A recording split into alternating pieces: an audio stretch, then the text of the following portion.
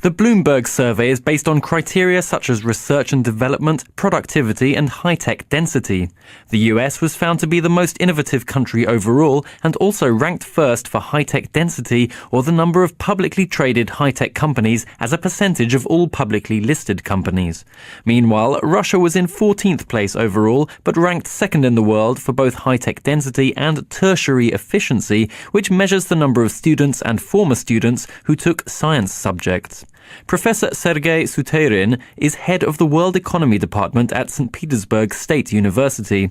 He says Russia is strong in the fields of space, energy, including nuclear power, and sciences such as maths and physics. Russia, despite the serious contraction which took place during 1990s mainly, is still one of the leading countries on the globe. On the other hand, if we would measure this innovation outcome by the number of new technologies, new equipment elaborated and introduced, being sold internationally, well, it's a nice surprise for me. At a recent lecture in London, Nobel Prize-winning Russian scientist Jerez Alferov said there was little demand for scientific innovation from actors in the Russian economy.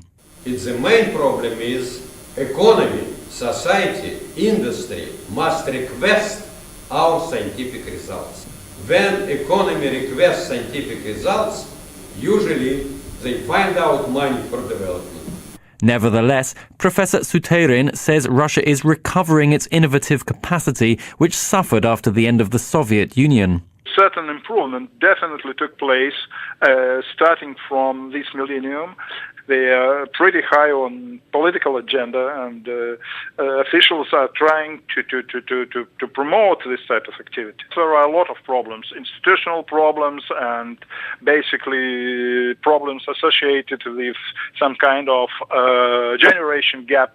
Large number of scientists, they are pretty old already, and just some newcomers came, but that medium range is largely lost due to the problems of 1990s. Stian Westlake is head of policy and research at Nesta, a British charity that fosters innovation.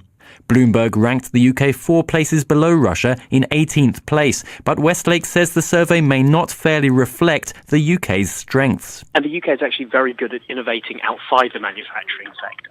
So if you think of retailers like Tesco's, if you think of our creative industries, everything from video games to television to advertising, if you think of professional services like accountancy or legal services that make a lot of money through exports and are very innovative, none of those things are picked up in these indicators. So in a sense, the UK starts with a bit of a handicap. However, Westlake admits that the UK has much to learn from higher-ranked countries such as the US. What those countries tend to do that the UK doesn't do is they manage to combine the entrepreneurial energies of businesses, the brains of researchers, and the right kind of public policy, so supportive action from government, getting government procurement, getting government research funding, getting the nature of regulation, all acting together to try and encourage innovative industry. And the UK is still just learning how to do that. And he says that the UK's economic downturn represents both an opportunity and a risk for innovation. If we're optimistic, the fallout of the financial crisis will be a better financial sector that does a better job of getting finance to innovative businesses, backing entrepreneurs. It'll be a market for talent that sees more people going into engineering professions, into being entrepreneurs, than going into banks and working in the City of London. And it'll see a relaxing of regulations and a shrinking of the size of the public sector that will free up entrepreneurial energies. That's to look on the bright side. Now, there are, of course, some threats.